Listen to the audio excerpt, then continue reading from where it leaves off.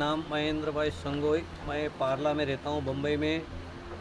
और पूरे भारतवर्ष में गौरक्षा के ऊपर प्रवास करने के बाद 32 साल पहले ऐसा ध्यान में आया कि भारत के अंदर 5-7 लाख पशु की कत्ल हो रही है, तो ऐसा कुछ एक मॉडल बनाया जाए जो सारे लोगों को प्रशिक्षण मिले। तो ये ध्यान में रखते हुए हमने कच्छ गुजरात के अंदर 600 एकड़ के अंदर ये पूरा एक मॉडल तैयार किया है।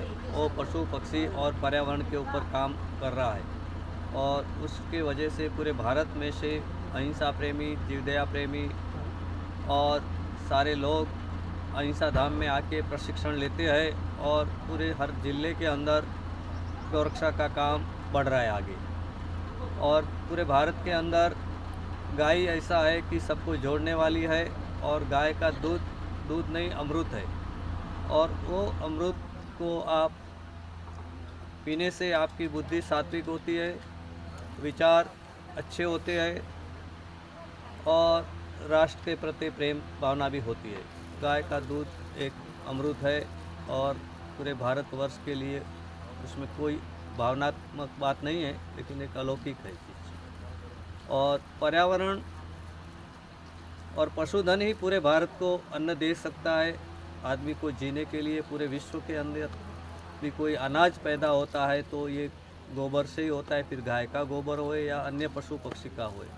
तो पर्यावरण का और पशुधन का, पक्षियों का पूरे हमारे जीवन के अंदर उसका बहुत सारा ये रहा है कि वो उनको बचाने से हम स्वयं बचेंगे, नहीं तो हमारे घर घर में कैंसर और किडनी फेल और बहुत सारी बीमारी घुस जाएगी। तो इसके लिए हमको बचने के लिए ही सबको बचाने की बहुत आवश्यकता है, और हर जीव सृष्टि के ऊपर हमें काम करना है, और पर्यावरण का ध्यान में रखते हुए सारा काम हमको करना बहुत ज़रूरी है और करना चाहिए। आपने जो 600 एकड़ में केंद्र बनाया पशु पक्षियों का, उसमें क्या क्या फैसिलिटी है? हमारे यहाँ ये जो 600 एकड़ में जो प्रकल्प बना है, तो जो अबोल पशु और प्राणी है उसकी हमने वाचा दी है। तो उनको रहने के लिए कैसी सुविधा चाहिए, पानी पीने के लिए कैसा चाहिए, उनको कैसे पेड़ को नीचे रहना चाहिए, पक्षियों को कौन से पेड़ पे क्या खाना चाहिए, वो सारी बात ध्यान में रखते हुए बहुत बड़ा तालाब बनाया है। और पशुओं के रहने के लिए, गाय माता को रहने के लिए, जो 5000 साल पहले कृष्ण भगवान जैसे गैया चराते थे और रहते थे, वही सिस्टम से आज आप देखेंगे तो आपको लगेगा कि हम लोग 5000 साल पहले चले गए, और वो जो प्रकल्प था वैसा प्रकल्प ने खड़ा किया है।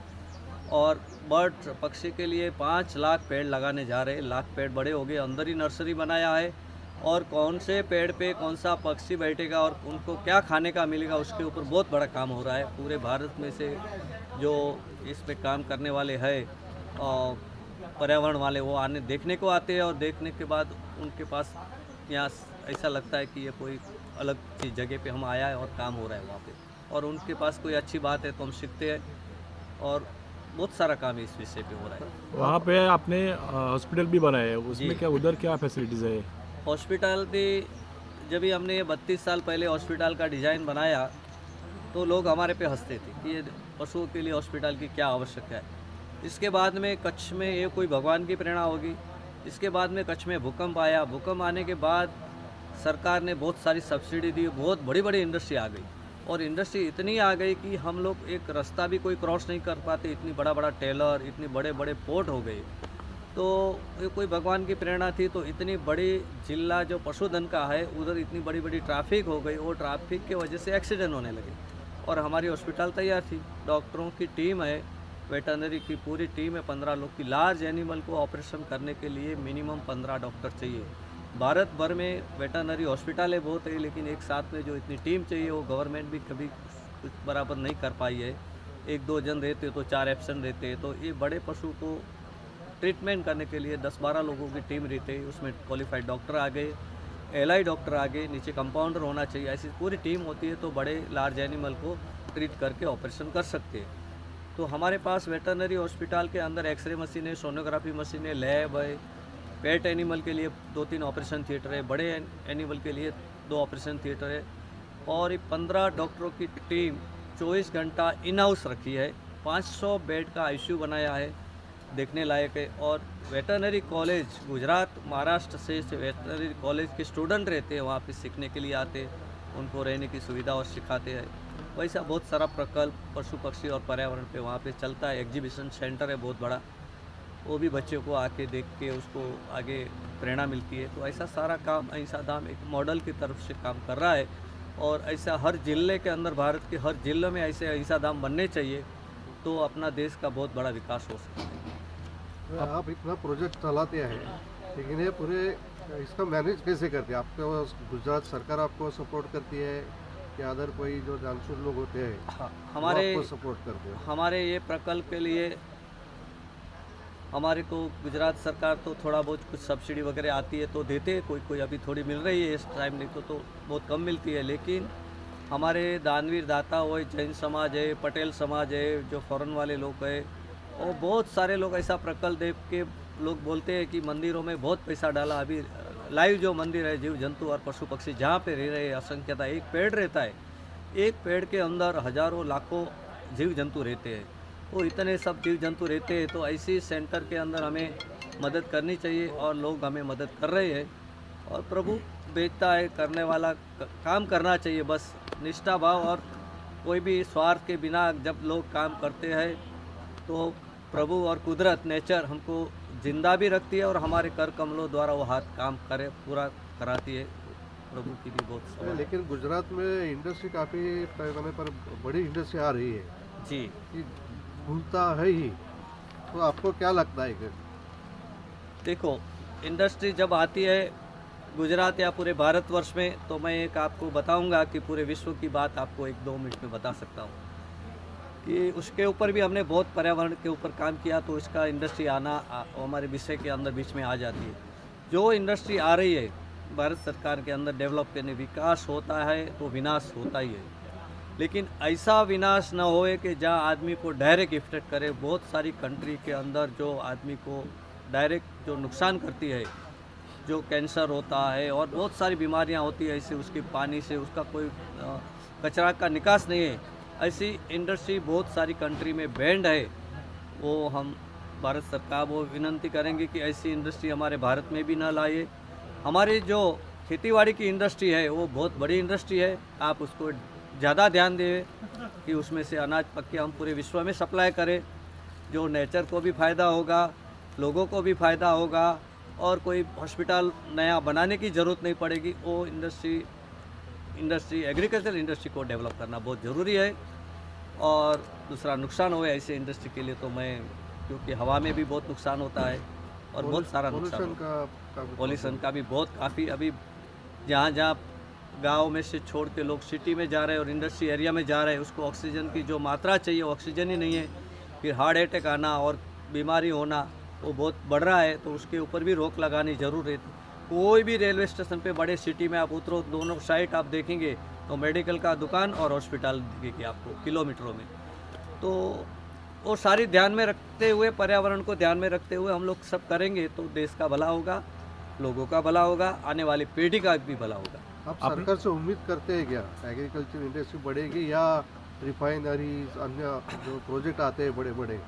आप पत्रकार मित्रों है, हमको अपनी बात तो रखनी चाहिए, अच्छी बात है वो, तो किसी न किसी को तो बोलना ही पड़ेगा कि क्या अच्छा है। तो लोग आज नहीं तो कोई अच्छे ऑफिसर लोग भी सुनेंगे, सरकार भी सुनेगी, कुछ अपने को भी वो काम तो चालू करना पड़ेगा। आपने जो प्रकल्प बनाया है, जी, सुना है उसमें पानी का बहुत अच्छी तरह से आपने नियोजन किया है, वो हाँ। कैसे किया है? पानी का भी कैसा हुआ कि हमने किसी से सीखा कि कच्छ में बोलते हैं अकाल है, गुजरात के अंदर पानी बारिश कम होती है, लेकिन हम किससे सीखा और हमारी ईश्वरी कृपा तो हमारे साथ जुड़ी हुई है।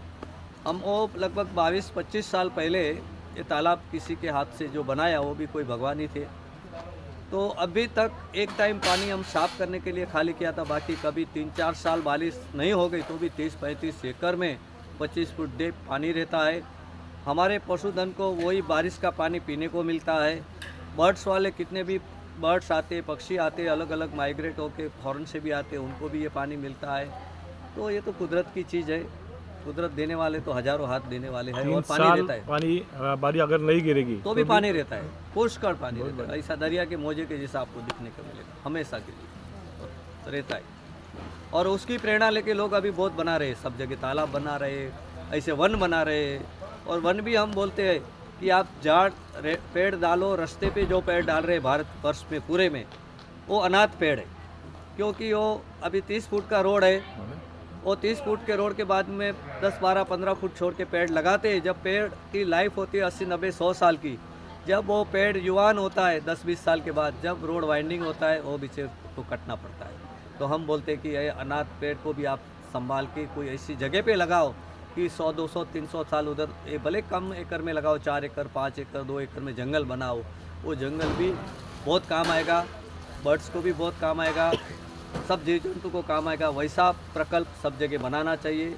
हाँ, वही मैं पूछने वाला था। आपने जो बड़ा प्रोजेक्ट बनाया है और आपकी प्रेरणा से गुजरात में और महाराष्ट्र में कितने प्रोजेक्ट अभी चल रहे हैं, क्या आपका आपको गाइडेंस मिल रहा है, क्या लोगों को क्या करना चाहिए इसके बारे में? आप उनको क्या संदेश देंगे? हम लोग उसकी हर साल के अंदर 2-2 दिन का सम्मेलन रखते हैं। पूरे भारत में से, वर्ष में से लोग इस विषय में जिसको रुचि है, पर्यावरण में, पशुधन में और पानी में और गोबर के अंदर, उसके ऊपर भी काम कर रहे हैं।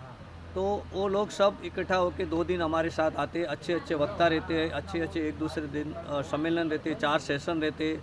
वो 2 दिन के अंदर पूरा ऐसा सीख के जाते हैं और वो खुद के ज़िले, तालुके में, तहसील में काम करते हैं और उससे बहुत बड़ा डेवलपमेंट हो रहा है। हम भारतवर्ष में से करीबन हर 2 सम्मेलन में 150-200 लोग आते हैं और प्रमुख लोग आते हैं। उनको लेके जाके वो सिखाते हैं। तो बहुत सारा काम चल रहा है पूरे भारतवर्ष में और हज़ारों गौशालाओं सुधर गई, हज़ारों संस्थाएं सुधर रही है और हज़ारों नया प्रकल्प बन रहे हैं और हज़ारों वन बन रहे हैं। वो आने वाले दिनों में मेरे को लगता है इससे बहुत बड़ी प्रेरणा मिलेगी और बहुत काम हो रहा है। एक प्रश्न पहले आपका थोड़ा विशेष है। आपके यहाँ एक गोपाल नाम का नंदी था अभी जी हाँ, इसके बारे में कुछ बताएंगे? हमारे इसका विशेष। गोपाल नाम का नंदी जो था हमारे पास करीबन 22-25 साल, 30-23 साल पहले आया हमारे पास। उसके हॉर्न्स इतने बड़े थे, ओम आकार था, शिवलिंग था बीच में, आप देखेंगे तो। और वो कोई लक्की बैल रहेगा, उसको लिम्का बुक में नाम आया, Guinness book of world record मिला और उसका फॉरेन में टी-शर्ट बना के गोपाल नाम के लोग पहन रहे हैं। तो गोपाल भी, उसका फिर हमने मंदिर बनाया और मंदिर जैसा बनता है, करोड़ों जैसे मंदिर के अंदर लोखंड स्टील नहीं वापरा जाता है, ऐसा ये गोपाल का उधर समाधि किया है मृत्यु के बाद और उसका गोपाल मंदिर भी बना है। और उससे भी बहुत लोगों को प्रेरणा मिलती है कि एक भारत के अंदर ऐसे बैल का एक अच्छा मंदिर बना और उसकी प्रेरणा और उसकी से भी आने वाले दिनों में बहुत सारा लोगों को जानकारी नया पीढ़ी को मिलेगा, ऐसा हमारा सोचना है। धन्यवाद। धन्यवाद। वंदे गौ मातरम। जय हिंद।